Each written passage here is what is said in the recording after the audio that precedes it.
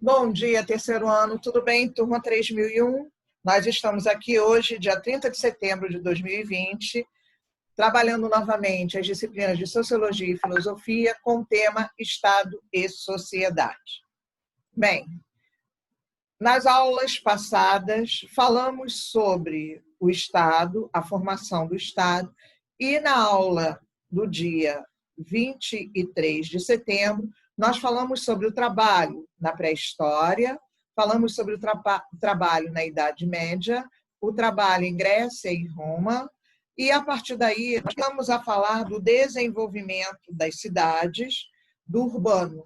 E é com esse desenvolvimento das cidades, com o surgimento das primeiras feiras, que deram origem a novas cidades através de uma prática nos burgos, que deu início ao termo burguesia, é que a gente começa a falar de capitalismo, da passagem da Idade Média para a Idade Moderna. O capitalismo ele se insere a partir daí e ele vai se apresentar em diversas modalidades: capitalismo comercial, capitalismo industrial, capitalismo financeiro, mas, inicialmente, a forma primitiva de acumulação de capital ela vem através do comércio.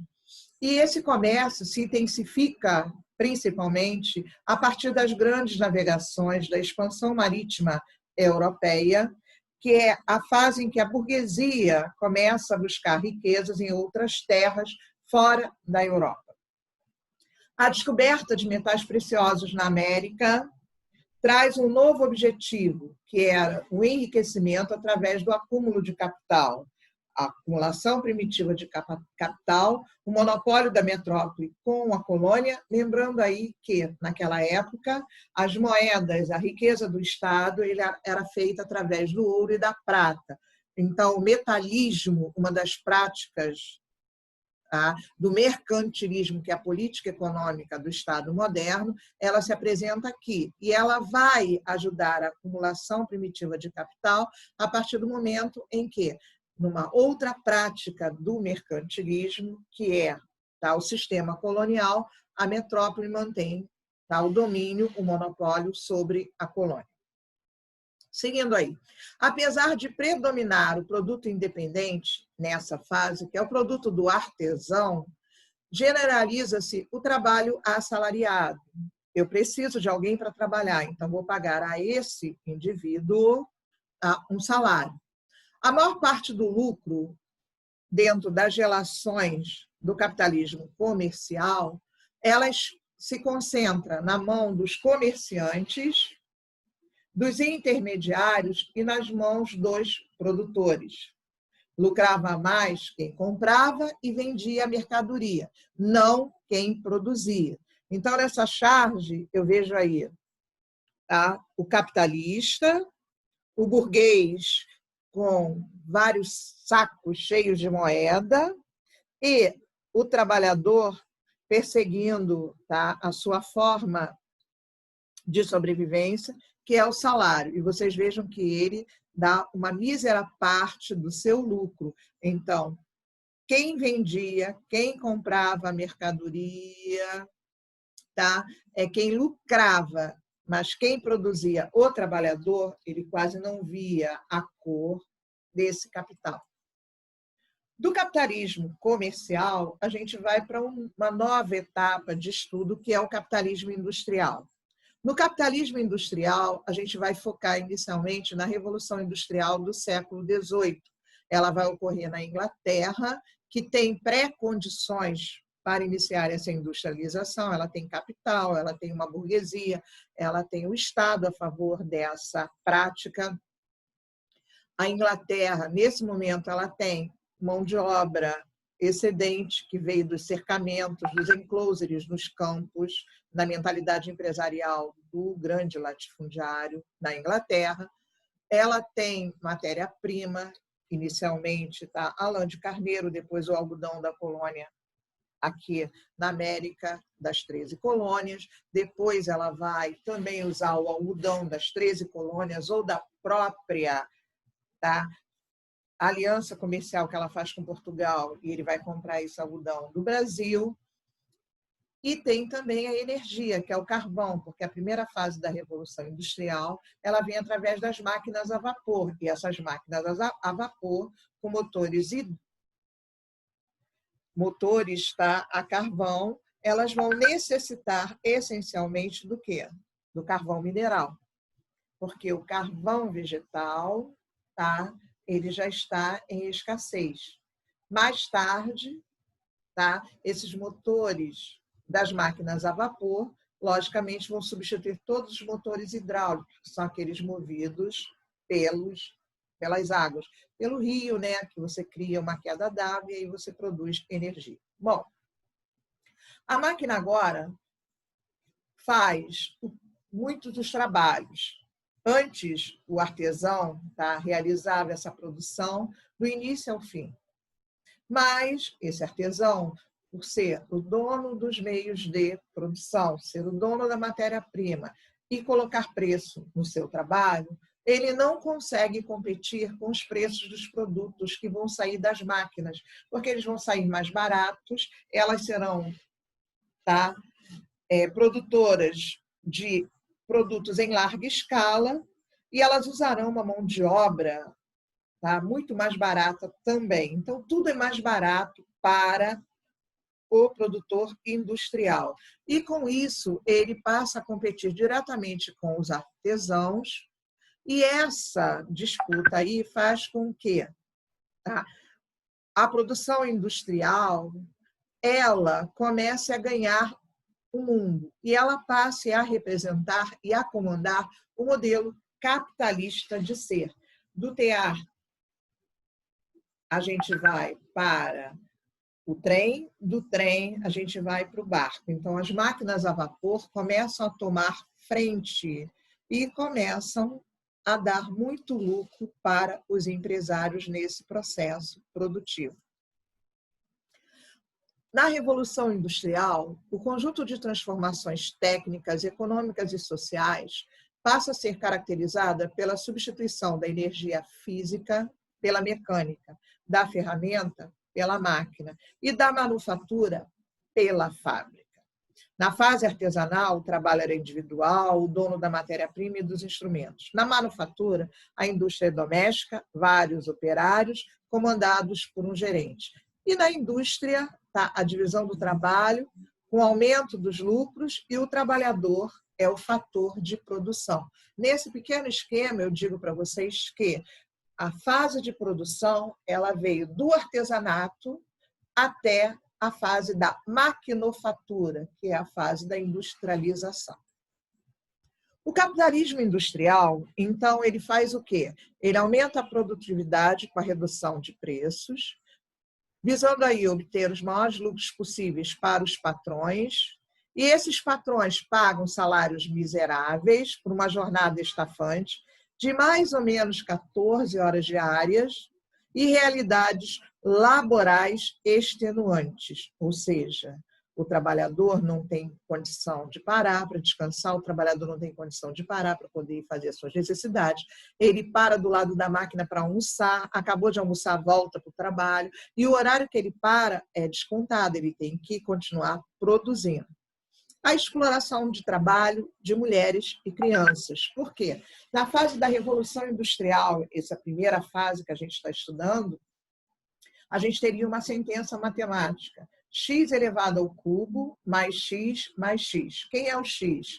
São os trabalhadores. O X elevado ao cubo é o trabalhador masculino, é o homem. O primeiro X, tá, vamos botar em rosa, é a mulher. E o terceiro X, vamos colocá-lo menor, colorido, ele é a criança. Então, o homem, na fase do capitalismo industrial, ele é valorizado 3 vezes mais do que o trabalho da mulher ou que o trabalho das crianças. Mas, no final das contas, todos 3 produzem o necessário e cada um, na sua função, faz a tarefa de acordo com a necessidade do seu empregador. O esgotamento de recursos naturais, é óbvio, né? O carvão mineral, as matas que são cortadas para virar carvão nos fornos, eles vão se esgotando, e a Europa também sai agora em busca de novas fontes alternativas de recursos naturais. Existe uma urbanização intensa, principalmente onde ficam as fábricas, as cidades crescem, os trabalhadores querem cada vez mais estar morando próximo ao trabalho, então eles começam a ocupar a periferia das grandes cidades.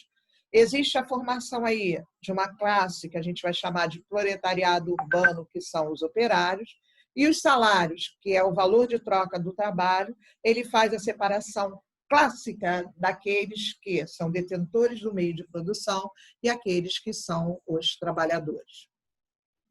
O capitalismo industrial, ele gera uma luta dos trabalhadores pelos seus direitos. E, diante disso, surgem os sindicatos. Os sindicatos, eles surgem da necessidade de criar uma visão de expressão sobre a identidade de um grupo de trabalhadores com reconhecimento enquanto classe.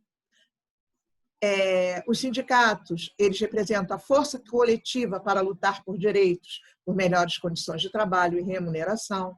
Os sindicatos são uma maneira de voltar a dar sentido ao trabalho, recuperar o horizonte perdido, trabalhar para dar utilidades a pessoas que nem se conhecem. E surgem os sindicatos com uma reação contra o divórcio do proprietário e do trabalhador.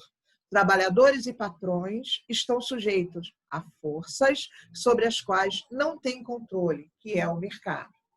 Nesse contexto, tá, a gente vê que a organização em sindicatos também levou ao ludismo, levou ao cartismo, que são movimentos de luta pelos trabalhadores. Mas surge a terceira fase aí, né, do capitalismo, que é o capitalismo financeiro. O surgimento do capitalismo financeiro, ele se apresenta com a formação de grandes bancos que serão controlados por indústrias por meio de compra de ações ou dependência financeira, empréstimos. E aí, o novo capitalismo aqui está representado pelo poder do homem branco sobre, tá, as regiões mais pobres. Aí a gente tem uma foto que marca claramente, né, a desnutrição, a subnutrição que marca os povos africanos.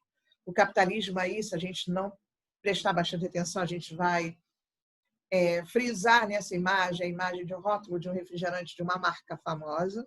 Então, a gente vê aí que essas empresas, esses conglomerados econômicos que se formaram, essas grandes empresas multinacionais que vão se apresentando e que vão controlando o setor financeiro, elas ganham destaque nesse processo, tá, de disputa entre o capital e o trabalho, os empresários e o trabalhador.